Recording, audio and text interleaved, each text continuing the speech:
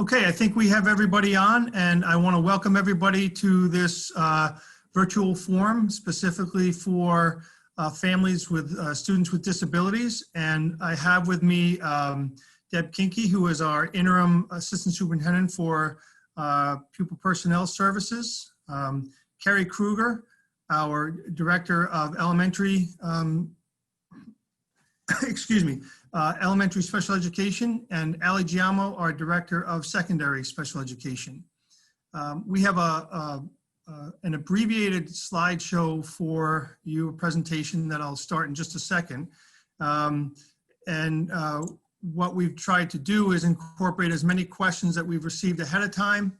We certainly understand that that there'll likely be additional questions. I just want to point out that if there's questions that are specific to your son or daughter or your particular situation, that you please contact the Office of Special Education directly.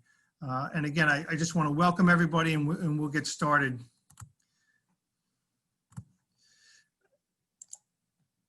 So I just want to talk a little bit as we've gone through this entire process of planning that we've been committed to 4 guiding principles. And the first and foremost is health and safety. So everything that we've been doing has been in the mindset of health and safety. In addition, our second guiding principle has been instructional opportunities, that we've been maximizing opportunities for all students and prioritize in-person instruction to our youngest learners and those who need additional assistance to the extent possible. And communication. We've sent out a number of communications in a variety of ways, and certainly this is another one. And I know, over the last week or so, we've literally received hundreds and hundreds and hundreds of inquiries and emails in various forms. And so I know some people have kind of said, hey, I haven't gotten an individual response, and we're certainly working towards that. It's just that they have been so voluminous that it's opportunities like this that give us the chance to answer questions and connect with people so that questions can be answered. And the last piece I think that is so critical is just the understanding. I'm just going to go back here for a second. Is the idea of flexibility, that where we are today and where we may end up tomorrow are very, very different. This is a very, very fluid situation. In New York, we've been very, very fortunate over the last month or 6 weeks that we've continued to remain and have very good numbers, to the extent that there's even more news that more businesses and that can open up. So that is all encouraging. We just know that this is a very, very tricky situation, and we will continue to receive guidance. And that's what this slide just demonstrates, all the agencies and places that we do receive our guidance, including the governor, the New York State Department of Education, the New York State Department of Health, Suffolk County Department of Health, the CDC, and the American Academy of Pediatrics. All have informed our decision-making and our planning as we move forward. So again, I just wanted to reiterate that that there's been quite a bit of guidance from many sources as we've gone through this. And again, I just want to run through some very important dates. Obviously, we have this meeting at 4 o'clock, and just know that we have another meeting at 6. So we'd like to be done by 5:30 the latest, so that we can get ready and transition to the next meeting. There's another parent meeting, a general meeting tomorrow at 10 a.m. And I just wanted to point out that in addition to the conference days on September 2nd and 3rd, which were previously scheduled, we've added 2 more conference days on September 8th and 9th, and that the first day of school, K-12, is September 10th, and we will be starting in the hybrid model. And I just want to talk a little bit about the 3 instructional models as we plan for as we planned for, we put our plan together, we were responsible for creating 3 models: an in-person model, a hybrid model, and a remote model. And in our plan, you'll see that there are protocols for each of those 3.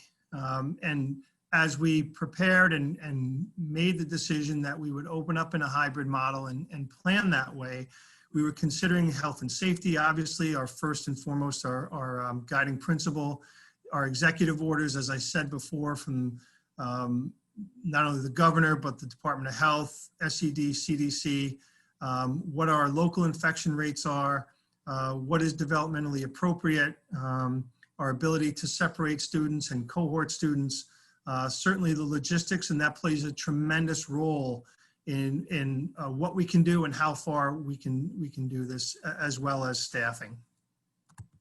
And just a little bit about just a brief description of each of the 3 models. A remote learning for all students due to school closures. So this would mean that the entire district, or perhaps a school, was closed. And this would mean that students do not report to the buildings, and all students are engaging in online learning with e-learning strategies with an established schedule that will include daily synchronous instruction. A hybrid model is a mix. Obviously, it's a mix of in-person and it's a mix of remote. And in our current model at the secondary level, we are looking at 2 days of in-person instruction in our school buildings and 3 days of remote learning. Students will be assigned to a blue gold cohort, and in fact, they have been. And we know that this is slightly modified for some of our families and our students who are in special classes, and we'll get into the details of that. This is just more of an overarching approach, and as I said, part of today is to dig into exactly what that'll look like for our students with disabilities. And then our in-person learning model for all students, and we're hoping that eventually, this year, that through a variety of means, that we are able to, on a K-12 level, get all of our students back. But we know, and again, we have a pretty strong plan to get our elementary students back, and we understand that while we hope and wish we could get our 6 through 12 students back, that would take a lot more doing, and in fact, it would take additional guidance and a change in some of the guidance from those agencies. And then I do want to indicate that we are offering a daily remote learning model for those students who are uncomfortable or have what is considered they themselves are vulnerable, or somebody in their home is vulnerable as well. So again, I just want to give you a brief overview. I know if any of you had been on the last virtual forum, some of this is a repeat, and but again, just to make sure that everybody's on the same page. So again, I do want to talk a little bit about the K-5 hybrid transition. We are targeting for a date. We are starting out K-12 and elementary as well in the hybrid model. But we are looking to transition, and we set a date of September 29th. I know it previously had said September 28th, and then we realized that is a holiday. So September 29th would be the first day of that week that we would be back. And if conditions allow, we plan to go to an in-person model at the K-5 level. And, the reason for this transition, the reason for taking our time and taking a phased approach, is really the idea that we want to, work towards in-person, but we also have to take into account, the tremendous amount of transitioning that's taken place. And I've said this before, when we left here on March 13th, we were all here, and we except for, our ESY program, which was a big success this summer, we really haven't been back under this new model. And as we were planning this year, it really struck me how impactful that is, not only for our students, but for our staff, and I think our faculty and our families as well. So we want to take our time. We want to phase it in. We want to make sure that we're on solid ground before we move to this full in-person model at the K-5 level. And again, it's going to take flexibility because our plan as of August 18th at, whatever it is, 4:30, 4:20, can change anytime between now and that date. So again, flexibility is really the key in this whole model. So again, we want to talk a little bit about our special education, our K-5 hybrid model. And at this time, I'm going to turn it over to Deb Kinke just to talk through what this is going to look like. Good afternoon, everybody. We're glad that you're able to participate in this forum. So for our special class students with K-5, they will be attending 4 days a week in person, Monday, Tuesday, Thursday, and Friday. And then on Wednesday, they will have their instruction through the remote virtual platform. The students' related services with OT, PT, speech, specialized reading, counseling, vision, or hearing will be provided during their in-person days as often as possible, but we may also have to use a remote platform for some of those services. And that will be determined individually by student. ICT, DCT, and resource room students, all grades K-5 special students that have those programs on their IEP, they will attend school on the days designated by their blue or gold team. And that information you receive from the principal. Their instruction will be through the remote virtual platform on Wednesdays and also the days when they are not in school with their blue and gold team. Their related services will also be provided during the days they are attending school in person as often as possible, but they also may be provided remotely as well. Students who have related services only on their IEPs, they will attend school with their blue or gold team as designated by the principal. All students are remaining home on Wednesdays and will participate in the virtual platform with their class.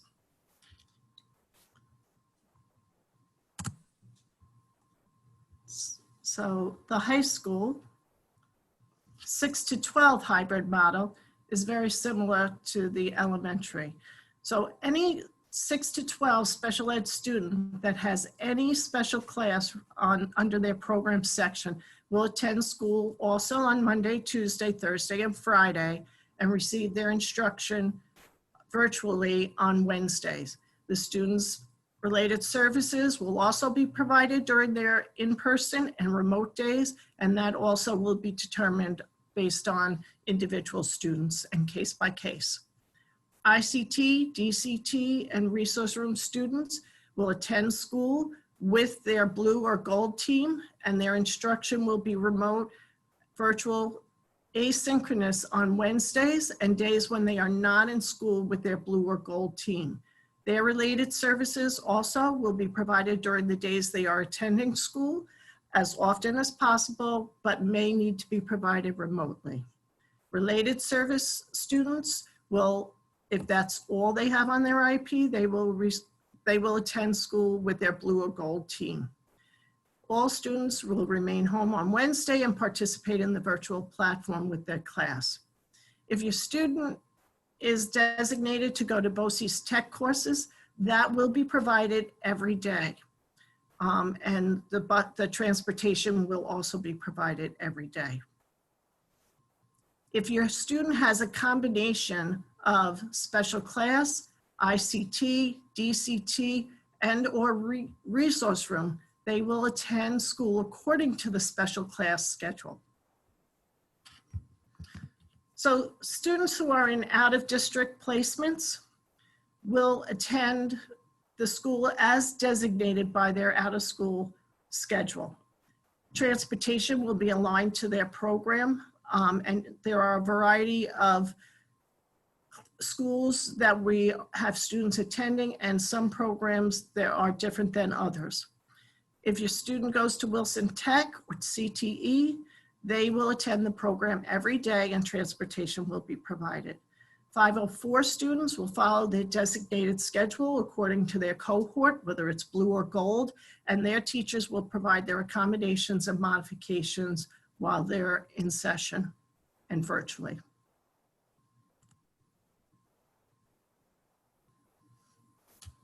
So, go ahead, Deb. I was just going to say, if you have a request for daily remote learning, that's something that we are asking that you communicate directly to us so that we can help to organize those services. Yep, thank you. And again, I just wanted to point out the daily remote, while hybrid is going on or in-person is going on, is certainly available. Again, there is a specific purpose for it, whether or not there is, somebody who's vulnerable, whether it's the child themselves or a family member. We certainly understand that, and we want to, we want to work with those families in order to, provide that remote opportunity if necessary. This is just an example of what a schedule would look like. It's kind of a visual representation of what we were talking about before, so that on, if you look at the very top, on Monday and Tuesday, it's in person, Wednesday is remote, Thursday and Friday are in person.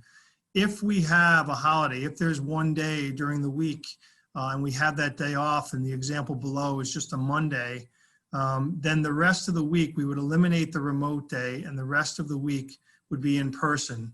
And again, we also, again, represent this in our blue gold, but we didn't want to confuse anybody in terms of the special classes. So just know that if it's a 4-day week, that there would be all in person. Anything less than a 5-day week. Certainly, if something changes with that, if for some reason the schedule needs to be adjusted, we would certainly be communicating that district-wide. And I just want to talk a little bit about, as I mentioned before, as we talked about transitions, we've done a tremendous amount of planning around the social emotional piece for everybody, for our students, for our staff. We're coming back to something that I think is really unprecedented. And, we've really been focused on the 3 R's of relationships, routines, and resilience. And really it's that idea of making positive connections and establishing those routines, creating safe and supportive and welcoming environment, and resilience, that idea of surviving and thriving through challenges. And again, we understand that the last 5 months have been very, very difficult for people, particularly for students, and particularly for students who have high needs. And we really want to work with them. We want to work with their families on a district-wide level to, ensure a very positive and safe return. And so there are some measures in place to support the social emotional well-being of our students. There'll be, in the first few days, we're really going to be emphasizing and welcoming everybody back. When we get into September, we'll be administering a screening tool to all students in grades 3 through 12, and staffs and the parents, and that gives us a sense of where people are. There's a multi-tiered system of supports for social emotional learning and mental health, and it's a 3-tiered model. And then we can use the information that we get from the screening tool to help assess where people are and the type of assistance that they need. And again, we're very fortunate that we have school counselors and mental health staff at each building, and that resources and referrals will be made available, throughout. And then again, we're also focused, in addition to our students and our families, our staff as well. Again, this has been a tremendous set of circumstances for everybody, and we need to make sure those staff and faculty that are going to be and have been doing this on a day-to-day basis, that they are in a good place as well. And then we're going to have professional development opportunities that focus on a variety of mental health and social emotional learning strategies for our faculty and staff. And again, you know, this is an ongoing situation. Our hygiene, our health, and our safety. You know, there are ongoing health checks and face coverings. I'm going to get into a little bit of this, how we manage ill persons, the importance of hygiene and washing hands, the importance of social distancing and cleaning and disinfecting. So this is a multi-layered approach. And again, it incorporates all of us doing our part. So again, this is just a window into what a classroom would look like. And if you look carefully, particularly you can see a classroom on the left, and on the right, you'll see a particular desk with with what we're calling a barrier. Polycarbonate clear barrier, some refer to it as a sneeze guard, and it is aligned in the front and on one of the sides. And so basically, when they're all in the same direction, you're basically getting protection from the back and from your left, because the desk to the left also has a guard. So this provides opportunities for additional social distancing and safety measures that we will incorporate throughout the district. And I want to talk a little bit about masks. And you know, I presented this the last time, and again, we'll be talking more about it. But you know, just to reiterate when masks will be worn, it's, you know, it's over and over and over again, you know, this recommendation from the Department of Health, the recommendation from the American Academy of Pediatrics is that masks, even in the classroom, are effective and they make a difference. So, you know, we're talking about when masks must be worn on the bus, passing in the hallways, entering and exiting school, in the classroom. Anytime a student cannot maintain 6 feet of social distancing or properly use a barrier. And what I like to phrase is if you're on the move, you're masking. And again, just to kind of put a larger blanket across it. And we know that there are exceptions. We know that, you know, there could potentially be students, or are students, who are medically unable to tolerate a face covering.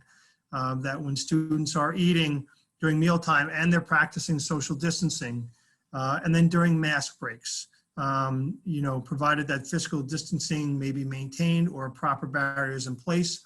And, you know, we're looking to, you know, ideally those breaks would be outside. That's not going to be the case in every situation, but we will make sure that there is social distancing and that we'll have as much fresh air coming into the room as we possibly can. But again, this is, you know, we are committed to, you know, making the return as safe as possible, using you know, the means that we can to do so. And again, I just, you know, want to reiterate that it's extremely important that, you know, that there's a daily temperature check, and ideally that temperature check is taken at home. You know, and I just can't emphasize that enough. This is a partnership of all of us. And, you know, the part that we're asking all of our parents to do is to, you know, look for signs and symptoms of their child. And and that includes a temperature check. And it's something that, you know, not only our students, but our staff has to complete a daily health screening. And we just need to make sure that before anybody walks in, they're feeling okay. So there's an expectation that parents will do their due diligence before students leave. We will have temperature checks as students come into the building, just as another safeguard.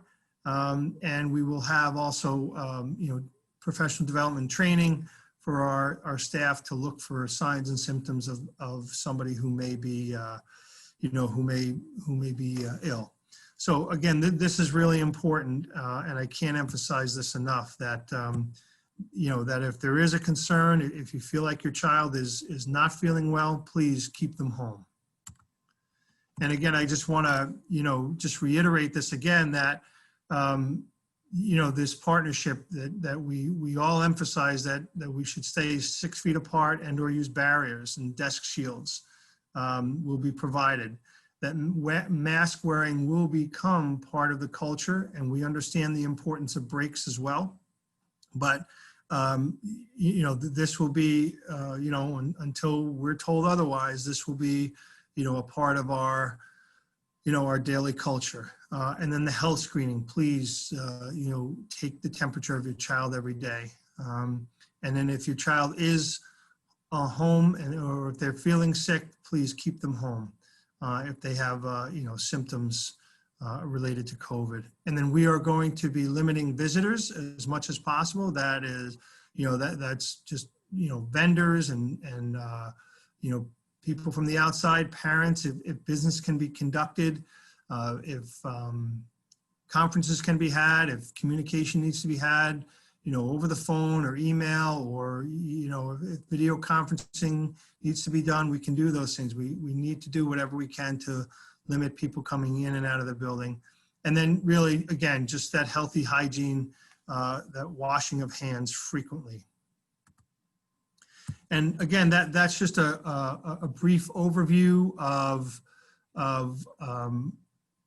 again, many of these things we had talked about before. We know we gave some specific information about the schedules and about how services will be provided to students with disabilities.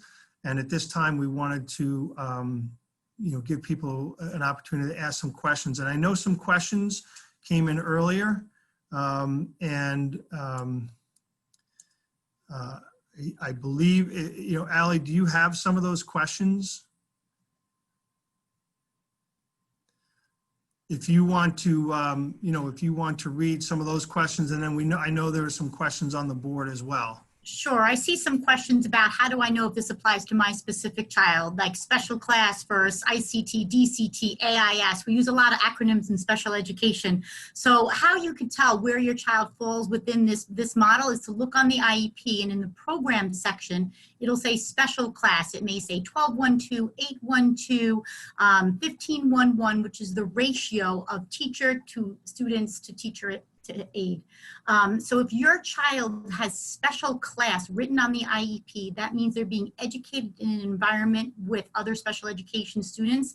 That allows you to come to school with both cohorts, the 4-day-a-week option. For students who do not have special class on the IEP, they will attend either the blue or the gold. Okay, so if it's strictly a related service child or strictly an inclusion child or an AIS child that does not have special class on the IEP, then they would be going every other day. It's not the IEP that's qualifying you for a 4-day program. It's the type of program within the IEP that rises to the level of being on both cohorts. So that's one question that I see asked a few different ways throughout the Q&A that I think will best be answered that way. Okay. Thank you. Were there some other questions, Allie, that perhaps came in or were part of an email that we hadn't addressed here that you're aware of? Mr. Banzer, I happen to have those questions. Okay. So I could certainly present them to the panel to respond. Thank you. This is Irene McLaughlin, our Assistant Superintendent for Human Resources. Thank you. And again, some of these may be a little repetitive, but I think it bears repeating so people are clear. As per the reopening plan, self-contained children will be in school 4 days per week, and ICT or DCT will be in school for 2 days. What about the children whose schedules are half self-contained and half ICT or DCT? Will they attend all 4 days with both sets of groups? Deb, Deb Kinke, I believe you answered that. If you wouldn't comment on that. Yes. If your student has any special class or a combination of special class, ICT, DCT, they will attend all 4 days with both groups. Thank you. Will middle school and high school ICT or DCT phase to full-time like elementary school at any point? I had spoken to that. It is our hope that we can get our K-12 program all in person. At this point, based on the guidelines that we've received from the state and the guidelines regarding social distancing, not only in the building, but on the bus and all those other factors, the guidance at this point does not allow us to really go beyond the hybrid model.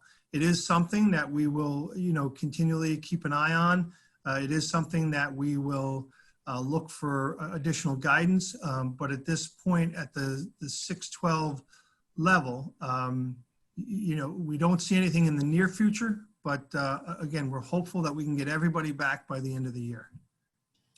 Thank you. How will special education children get access to supplementary aids if full remote learning is put into place?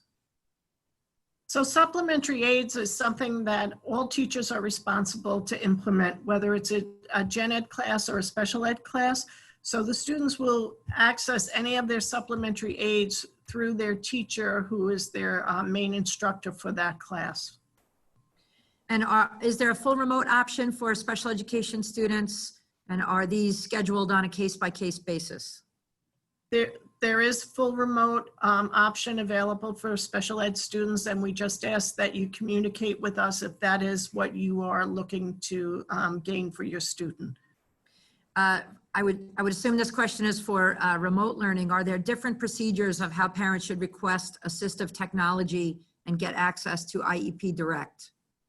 If you need assistive technology, please contact our office. We handled many of those situations from March to June. So if there is a need, please communicate directly with our office. That's an individualized service that's needed for children.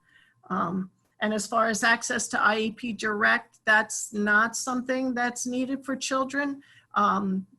That's a Deb, you just That's the program that staff uses. Great. Thank you. When remote or hybrid learning model is necessary, how does a parent request that their child be prioritized for in-person learning? Is that a request by the parent? And then how will students with 504s and IEPs in general ed classes be prioritized? I think we try to prioritize all students in their learning, and their individual education plan will help the teachers who are instructing your children know what their needs are. But I think that all children really are the priority of the teacher at the time that they're instructing them. And then Deb, how will 504s be implemented in gen ed classes if we're remote or a student is in hybrid and at home? But the teachers who, all teachers have access to students' 504 plans, and they are required to not only read those plans, but also sign off on the fact that they've read those plans, so they will know what needs to be implemented. If there's a case manager involved with the student, and that they will also interact with the teacher and collaborate with the teacher to make sure the services are being provided. And then in reference to initial evals and reevaluations, how will they be conducted in the event of a school closure? So we have started to complete initial evaluations that were requested earlier. And we are doing those in a very safe atmosphere with the social distancing and masks being utilized during those evaluations. So we have started to do those in person now. And if we do go to remote, that is something that we are investigating at this time with the use of technology. Great, thank you. Mr. Banzer, you spoke about relationships, routines, and resilience. How will these be implemented for special needs, fully remote students? How would you envision that? Sure. Again, so again, it's for all students. Certainly, those teachers that are working with our students remotely will receive the training, and it will be something that we will be working with all of our students on, whether it's remote, whether it's hybrid or in person. But again, it would be with that teacher,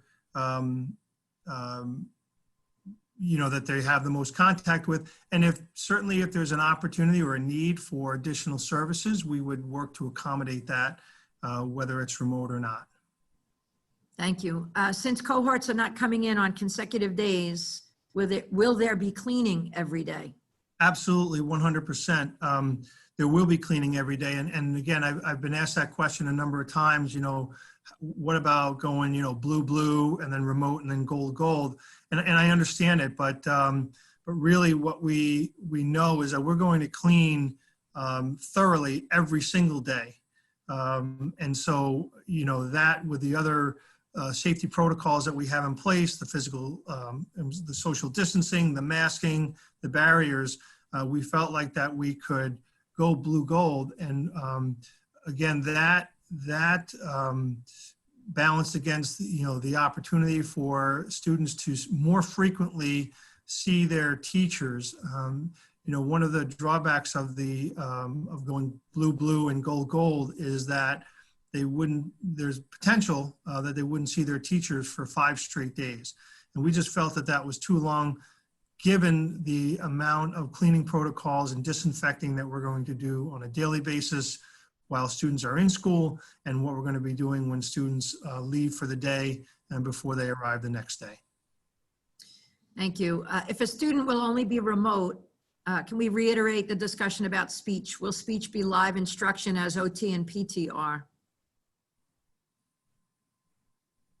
It is our hope that it will be live as often as possible for the students' benefit, but at times we might be doing a combination of synchronous and asynchronous instruction.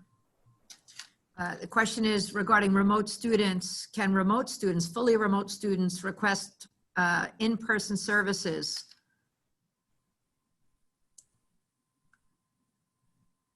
The student is fully remote. If they really want in-person services, they should attend school, I would believe, at this time. I just want to reiterate something that, again, I would hope that people understand the purpose and the intent of the daily full remote while school is in session, while students are attending. And that's really if there is a situation where there's somebody in the household that has a vulnerability, whether it's the child themselves or somebody that lives in the home, that really be given careful consideration as the reason for going fully remote. Thank you. Has in-person academic testing been approved? The academic testing needed is to warrant a change of placement, which is crucial to take place before school begins. That's a specific question, so please call the office tomorrow and one of us will have a response for you then. Okay. There is a question from somebody who is talking about her son's IEP and is having trouble deciphering the ICT, DCT, and the fully self-contained. So we would ask that parent to call in. I don't have a name. I wouldn't say it anyway, but I don't have a name. Yes. But if you have concerns about reading your IEP and are uncertain which group your child belongs to, call the Office of Special Education and somebody will accommodate you. Yeah. I see head shaking on the panel. Everybody's agreeing to that one. Will there be a link for the recorded webinar after today's presentation, Mr. Banzer? Yes.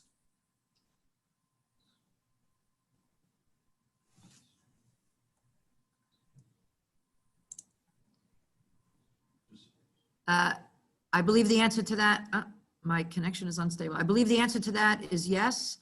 I'm not sure, panel, can you hear me? Okay. Mr. Banzer, we couldn't hear you answer to that, but I do know there'll be a link for this webinar that will be posted. Correct, there will be a link, okay. Yes. We lost our connection a little bit, I apologize for that. How will the screening tool be distributed and how and where will the information be stored? Who will have access and will the information be provided to a third party? I would make the assumption that's the assessment tool for social emotional learning. I will have to look into the specifics of that question. I believe that it is a tool, and I don't know if it's our tool that we use or we're using a third party, but I will get that answer and we will report that out. Okay, question, will non-district related providers I'm going to read it literally here, be all over the place. So will we be using one provider per school? This person is thinking exposure rate. What are we going to do regarding group services? For example, speech rooms are small, and how will we be able to keep 6-foot distance? Will they be grouped with children from all grade levels? So social distancing and smaller groups of children is the theme there. So I can answer that to a certain extent, and perhaps Deb, you want to follow up. But again, every visitor coming into the building will receive a health check and health screening and be required to wear a mask. So again, regardless if they're a health provider, a service provider, they have to adhere to those protocols that will be established for each and every building. In terms of the amount of students, I'll turn that over to Deb. So we are working with our outside providers for OT and PT to limit access of providers to schools and to students. So yes, we are working to limit that access, and we've done some arranging so that PT, there will only be one person in each building. We are looking at groups and trying to keep cohorts together as much as possible. And also the space where instruction is going to be provided, we are looking at the space to make sure that the 6-foot distance is also available. So they might not be receiving, say, speech and language in a speech and language room where they had it prior because of the size of the classroom, but possibly in a cafeteria or a room that does provide the speech teacher to be distanced from the students and the students distance from each other. Thank you. Mr. Banzer, what's the protocol for testing staff? This question is not just temperature checks or a health screening on the way in, but actual tests for COVID. Sure. So in terms of testing is not required for staff or for students at this time. Again, if somebody, we're asking people, we're requiring people to answer questions about their symptoms every single day. We're asking questions about, have you been to a place, that is on the list, or, a foreign country in the last 14 days. There are 4 questions that we'll be asking. And so if any of those are answered yes, then that staff member or student, should stay home. But in terms of testing, there is no requirement that either staff or students get tested. It is strongly and highly recommended that if they are feeling that they have the symptoms, or if they come in close contact with somebody that may have tested positive for COVID, that they would get a COVID test. Thank you. Will teachers be provided with clear masks? So we have, during the ESY program, we did provide our staff with partially clear masks over their mouths for the speech language providers. And some of the teachers also did wear shields, the face shields, in combination with a mask. So if that is something that is needed, that is something that we have been looking to provide. What is the district going to do to address students who have regressed since they had limited services in the spring and are behind? So regression will be assessed as the students return to school to see really which students have regressed and what significance it is, and how it's impacting their levels and where they are at this time. So we will look into each student by student to see what levels have been lost and where they are functioning at this time. Will there be any changes to how parents drop off medication to the school nurse?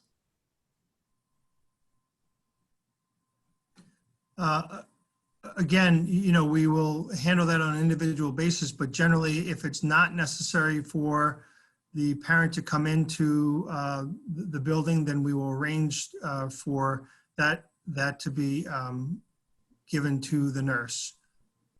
Thank you. Will after school behavior services be in person or remote? So that depends on the type of service that a child is receiving and the frequency. We are going to try to provide things as much in person as possible, but that will depend on, excuse me, the actual service that your child is receiving. How are specific accommodations being met? For example, extra time on exams. So typically, those accommodations are provided for students through their special ed teacher, and that would be the continuation. So if a student has a test and they're in a special class, they would get that extra time in that special class. If they're an ICT or a DCT student, the ICT or DC teacher would access that, whether it's through their additional resource room or another time during the day. But we would look at that to provide that service to them for sure. Thank you. I've seen this question a number of times in different ways.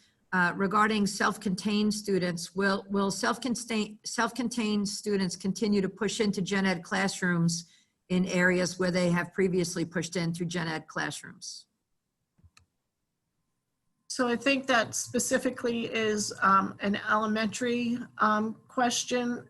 And yes, we are going to try, if they're supposed to be receiving DCT within a gen ed classroom, we will be pushing them into one of the cohorts so that they continue to have access to not only the instruction, but also their peers.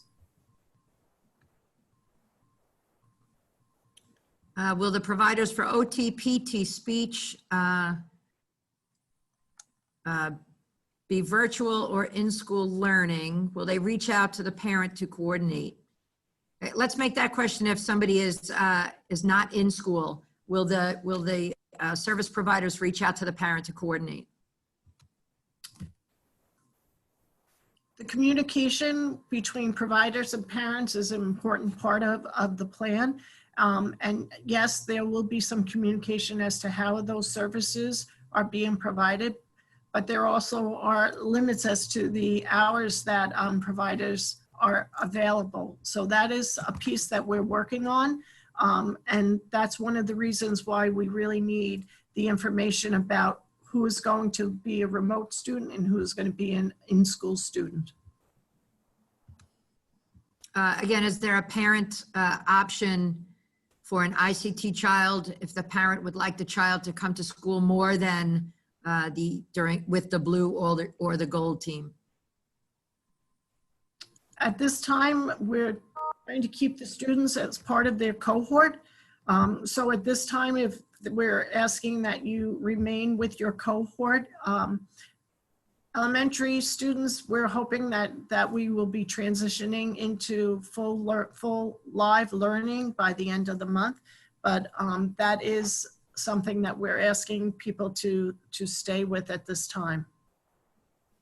Question about Wednesdays. Will Wednesday be live stream or will assignments be posted and homework be given? Wednesdays will be synchronous, will be live. How does lunchtime work for the students? So it depends on the level. If we're talking about elementary, those students will eat in their classroom. Those students that are purchasing lunch will be escorted to the lunchroom to purchase their lunch and take it back to their classroom. At the secondary level, again, given space, at this time we are looking at designated spaces, either the middle school or the high school, where students can eat lunch and remain socially distant. General question, where can I get a copy of my child's IEP? Please call the office and one of the clerical staff will help you to get a copy of your IEP. The question is the administrative building working from home using Zoom and webinars and Skype? No, we're coming to work every day. Yeah, that would be since July 8th, Mr. Banzer, the 12-month employees have returned to the offices. How many hours would we expect kindergarten students to be online? I'm assuming that they're 100% remote. It didn't specify, but yes. Yeah, again, we are looking at what is developmentally appropriate for each grade level. And we would be doing the same, you know, whether it's a student in kindergarten, 5th grade, or, you know, even at the high school. Certainly, obviously, as a student gets older, in general, their tolerance and ability to stay online a little bit longer grows. But it can also mean that they may come online and offline a couple times during the day as well. Thank you. Will students going to an out-of-district school, such as James E. Allen Elementary, also get a Chromebook?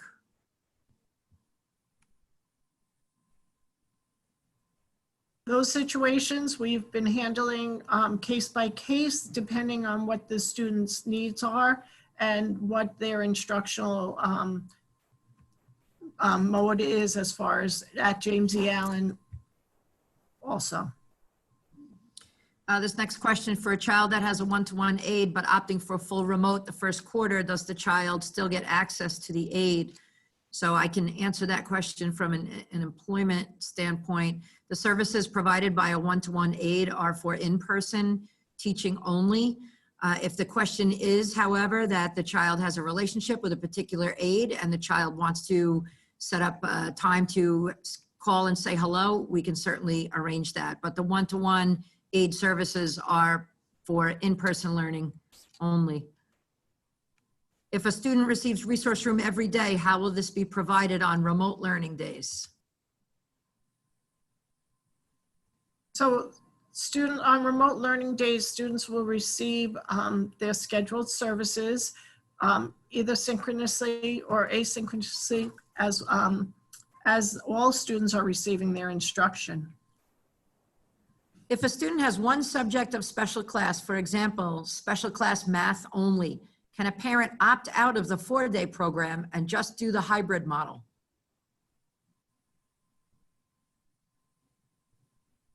So that's been a question that we've received a few times, and it's something that we really need to look into and student by student make those decisions.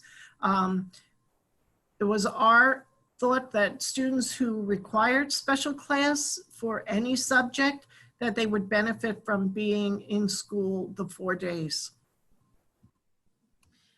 Is fully remote teaching live or recorded?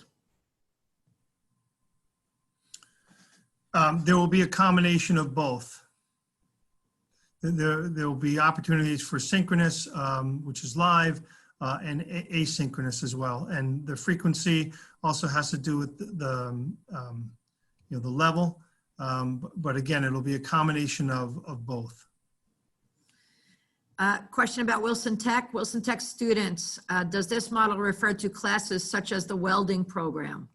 Yes, it does. Welding would fall under that program, that description that we mentioned before. So if welding is in for 5 days, then that student has access to the welding class 5 days.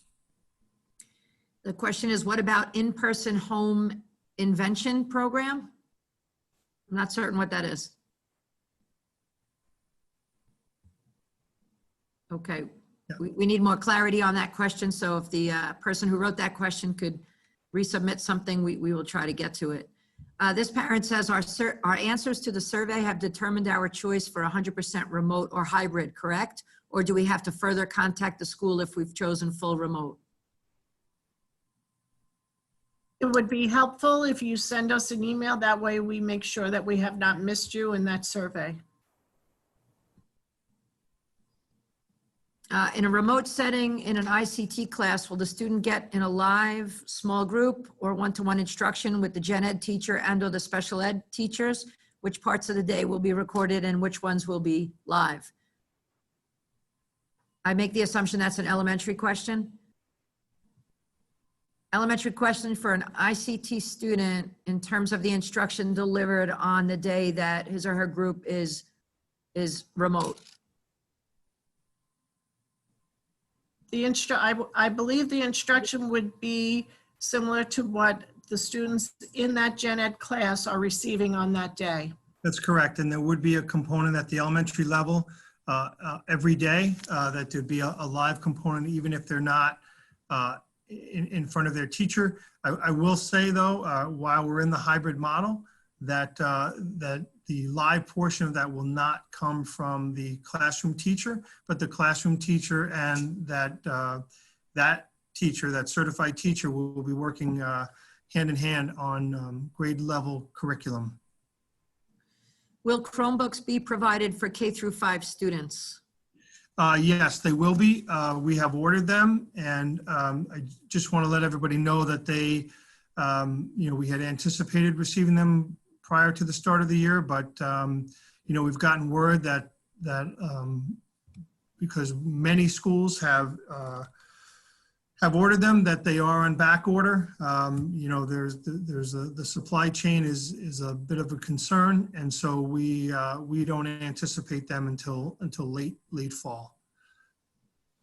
Regarding group, I do want to say one of the things that we did, and we will do again, is we will ensure that every family has at least one device.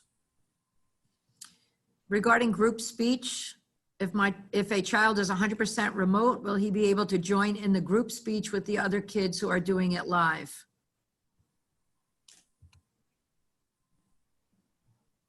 That's something that we are working out the details for.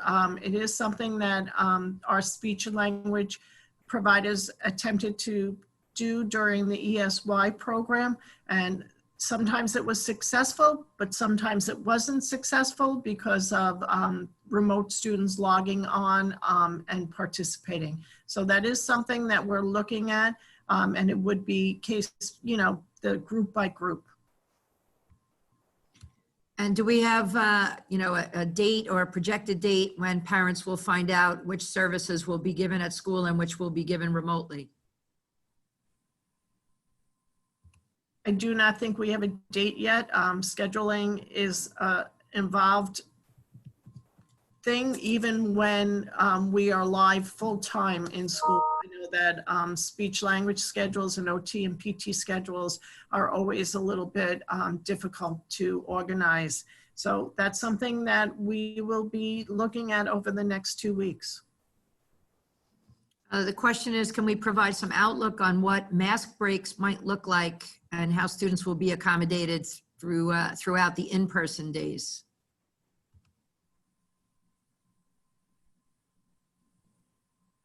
So during ESY, we were very, very pleasantly surprised that the students came off the buses and were able to wear the mask and tolerate the masks while they were in school. We did provide mask breaks while students were sitting at their desks and they were socially distanced. But we really had very positive results with the students wearing the masks. The teachers also did some introduction to mask wearing so that the students became more comfortable with wearing masks during their days, and especially when they were moving in the hallways, whether it was to the bus or from the bus or to the restroom, the students were wearing the mask with limited difficulty. When school begins, will there be weeks committed to reviewing from the gaps from last year? So I think part of that is really, that is a challenge, and that is something that as teachers, build in and get, I think our first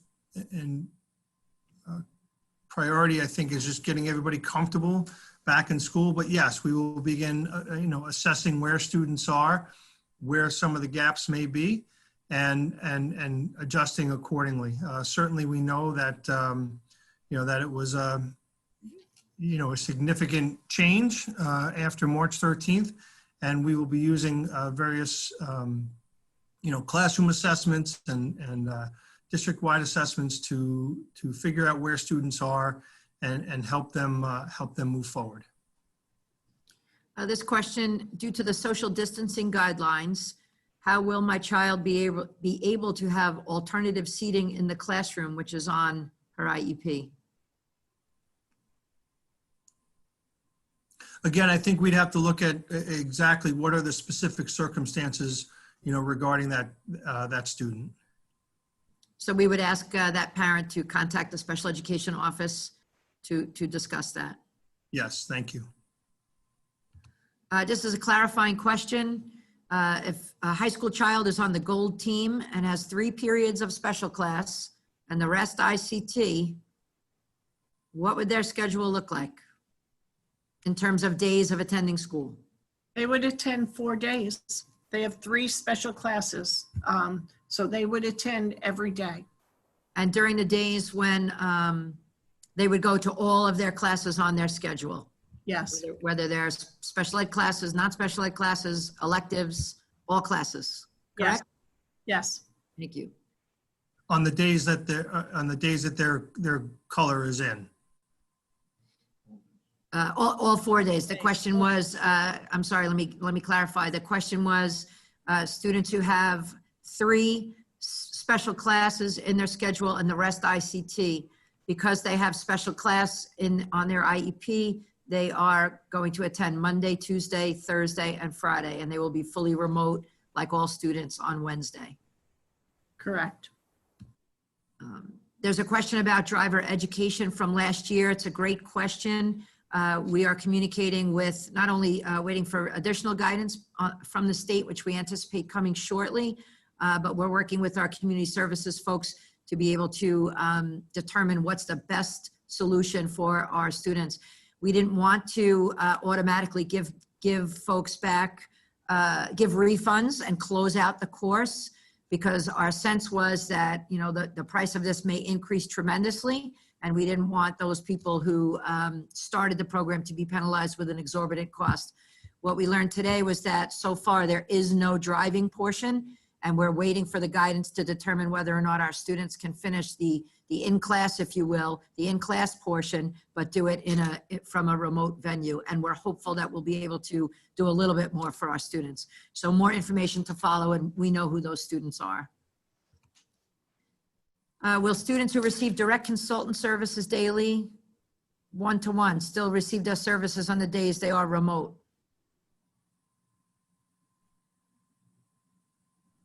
That would be a specific student question, and please reach out to one of us so that we can talk to you about that. When will counseling be provided for students who have counseling on their IEP? Will it be in days that they're in person in school, or will it be remote, or a combination? It could be a combination, depending on schedules and what other services the student is receiving. Will the students be able to participate in gym 6 feet apart? What does physical education look like? Sure. The answer to that question is it depends on the activity. Again, if it's a type of class where there's very little movement, say some type of yoga class or meditation, then 6 feet would be appropriate. If it's something where there's a little bit more physical going on, and requires a little bit more physical activity, that would require 12 feet of social distancing.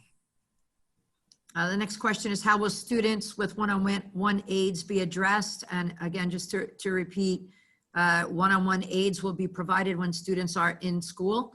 On days that students are home, they would not be provided with one-to-one aids, as the responsibilities of aids are not really able to be reproduced for at-home service.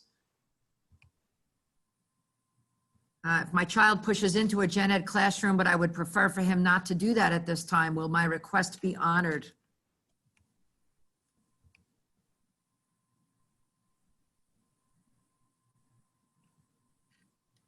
I think that also would be an individual conversation so that we know exactly what your concerns are and how often your child pushes into a general ed classroom. For students who will require a behavior intervention plan and can be physically aggressive, how will they be safely handled? Well, we are continuing to utilize our the BCBA supports that are in place, and the building level psychologists will help work with classroom teachers for students who have those issues. Will parents of students get a letter or any communication from the district indicating that they will go to school 4 days a week? If they're in a program that's a 4-day-a-week program. If you have a question as to whether your child falls under the category of special class 4 days a week, please contact us and ask. But if your child, under their programs, recommended programs on their IEP, if there's any special class, your child will come to school 4 days a week. Thank you. There's a question about a reevaluation that is supposed to occur in mid-September. A parent is asking, can they push the date back of this test? It's an elementary school child. Yes, you can. Please let us know and we will accommodate that. The question is about the IEP. Where is the information found on the IEP? I did hear the request to have parents who are struggling to determine what program their student is in to contact the special ed office. But if we could answer the second half of the question, the acronym ICT and DCT, what do they mean? What do they refer to? ICT is integrated co-teaching and DCT is direct consultant teaching. So it might say consultant teacher, and then further along on the line, it would say direct. But if your student has consultant teacher on their IEP and it's direct, that is DCT. I'd like to thank you. I'd like to read a comment. This parent writes, I want to say thank you very much to all the panelists and all involved in the development of the plan for your work putting this together. I know it's a hard year for all of the kids and parents, but we should also recognize the extra stress and hard work that the pandemic has caused the administration. Thank you. Yes, thank you for those kind words. We really appreciate it. Question about submitting medical forms for a student at the elementary level. Please reach out to the main office as we get closer to school, and a clerical or the principal can respond to that, or you can email the principal directly. What metrics are being used to decide if elementary is safe to go back September 29th, Mr. Banzer? And will all protocols remain in place regarding social distancing? So, so again, we would look at our regional numbers. We would make sure that, you know, obviously that the information from the state allows us to do that. Then we would look locally. How are we doing, you know, with in our own region, in our own schools? What information have we received based on, you know, based on any information we have about our specific staff and students?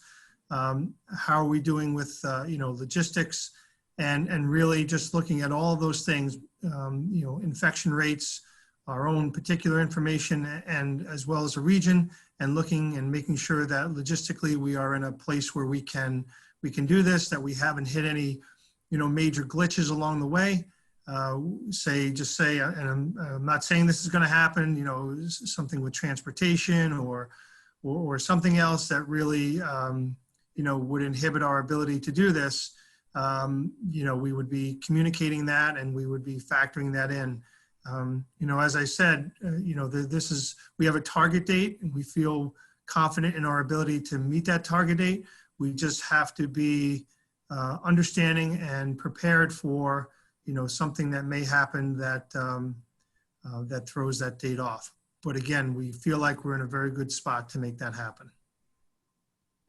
This question, if we start hybrid for elementary, can we choose to stay hybrid once all students go back to full time? Again, I'm going to go back to what I said before. The answer would likely be, I'm just going to be very honest, I'm not sure why that would happen. Again, we would want students to be in school. If they're in the hybrid model, then certainly it seems that they would be able to be in full time. If they happen to be out those days, it would just be counted as an absence. And certainly if there are some extenuating circumstances, I know it's a generic question, but if there was some extenuating circumstances, we would certainly talk to you about it. But if we're all back in, and the ebb and flow of the classes, that's where we're putting our resources, to everybody coming back in. Certainly we know that some students may be fully remote. We understand that, and we have a plan for that as well, even if we did come back. But certainly somebody who was in during the hybrid model and wanted to continue to come in on that hybrid model, it would be very difficult then to have another schedule for them on the days when they wanted to stay home and we were fully in. This question asks about it. Which special ed email address should we use to ask specific questions or declare our choice for remote? So if you're in elementary, K to 5, you can email Carrie Kruger and myself. And if you are high school, secondary, 6 to 12, email Ali Giamo and myself. Thank you. If a child is sick, if my child is sick and I keep him home on one particular day, can I contact somebody for remote learning to join the remote learning group for that day? Is that an option? If a student is out for just a day, no, it would be just like a regular absence. And we would certainly make sure that whatever work you missed on that day, it was provided. Mr. Banzer, you mentioned each family having at least one Chromebook. How does a family request a Chromebook if they don't have one, and will they be given an appointment to pick one up? Yeah, so we will, as we get closer, you may recall that in March, when this first broke, we set up with our technology department to ensure that every family had at least one, and we would do that again in this particular situation. Again, we have ordered so that every child in the district can have their own Chromebook. Now it's just a matter of waiting. But yes, we would certainly set something up with tech and communicate that out to all of our families on how to do that.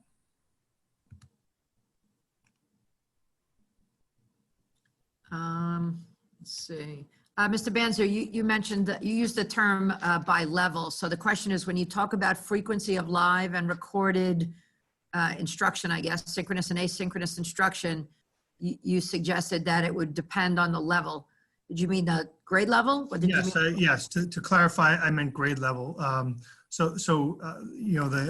model, the remote model, when we are in hybrid, looks a little bit different at the high school and middle school level than it does at the elementary level. One of our key guiding factors, guiding principles, if you will, again, we talked about instructional opportunities, and in order to make sure that all of our secondary students are able to have their full schedule, we needed to provide that model. But at the elementary level, on the off days, there will be, while we're in the hybrid model, there will be opportunities for them to get live, synchronous teaching opportunities. It will not be their classroom teacher. It will be their classroom teacher on Wednesdays. And just to expand on that and to answer the question that I'm looking at right now, what is a certified teacher? In a lot of what we put out, I think we indicated that it would be another certified teacher. A certified teacher is a teacher who holds a New York State teacher certification. In many cases, the folks who are going to be teaching the students remotely, while the other group, the alternate blue or gold group, is in face-to-face instruction, will be a certified elementary school teacher or a reading teacher who typically is employed to handle AIS services in the building. We've tried to keep as many teachers in their home building as possible. It may or may not happen 100% of the time, but a certified teacher is a teacher on our staff who holds a New York State teaching license. Again, some confusion about the cohort, the color cohort, and the alphabetized, splits. Does that tell us if our child is a 2 or a 4 day?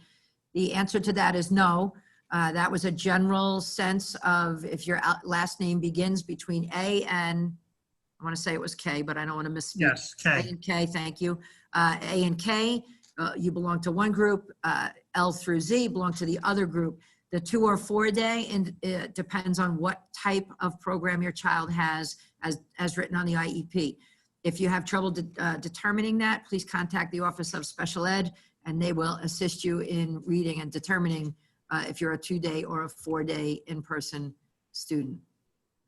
Many of the questions that I have, Mr. Banzer, are repeats. I do have a couple. In terms of timing on the hybrid remote days for K through 5, are the kids expected to be online from 8 a.m. to 2:25? This parent says, my child can't sit still for more than 20 minutes at a time. Very endearing, but is it an 8 a.m. to 2:25 day? No, it is not. We understand, the developmental appropriateness. There will be a morning meeting opportunity. There will be either a math or an ELA lesson for a period of time, depending on the grade level. As the grade level goes up, it'll be a little bit more. And then there could be specials or related services if that's part of their particular schedule. Well, we do understand. We understand the developmental appropriateness of it. So, question: will all teachers be using the same programs? And then the example is Zoom. So, yeah, in terms of the platform, yes, we will be using the Google platform across the district. That's one of the things that we heard. Again, one of the changes from March until now. While most of our district was using Google, it'll be 100% Google. There will be some other programs. The platform for everybody will be Google, but there will be some other programs that will enhance opportunities for students, but the platform will be Google. Can parents of students opt into all remote from the hybrid model or vice versa during the school year? Again, we put some deadlines in there. The first being, whatever the choice is, October 30th. We want to give some time for things to develop. But certainly, if there's somebody that has a concern about something, we would welcome the opportunity to have a conversation with the building principal. If it's a student with disability and we want to get the special education department involved, but we would certainly want to have a question or a discussion, as to why. This question is regarding, I understand the nature of the question now, it's regarding the possibility of have administrators working from home to open up more teaching spaces for the students in the building. Is that something that has been discussed? No, there's really, if you really look at where administrators work, particularly in a building, the size of their office in terms of addressing the number of students would be very, very minimal. Not to mention just the daily oversight that's necessary and requires people to be in the buildings. Thank you. Mr. Banzer, we are at the end of our time frame for this session. I know that there's another session scheduled this evening beginning at 6 o'clock that you have to get ready for. There are a number of people, I just wanted to say, who have either prefaced their questions with thank yous for your work and the work of your special education staff in trying to accommodate all of our students, and I thought it was worth mentioning. So we'll conclude with questions. We will continue to capture the questions that we see on this Q&A, and we'll provide answers as best we can. I'm feeling pretty confident that most of the questions I see are either repeat questions or, as Deb Kinke mentioned, they're individualized questions about individual students that you should either contact by phone, the Office of Special Ed, or email our directors Carrie Kruger at the elementary, Ali Giamo at the secondary, with a CC2, Deborah Kinky, and we will get that information back to you. Yeah, thank you, Ms. McLaughlin. And I want to thank everybody for being a part of this and for your questions. You know, this is truly a partnership, and we appreciate you being here today. And again, as more information comes out, we will certainly be communicating with our families. And I just want to point out that, again, there's another one tonight. It's 6 o'clock, and another one for parents in the community tomorrow at 10 a.m. Again, thank you for being a part of this, and we'll be in touch soon.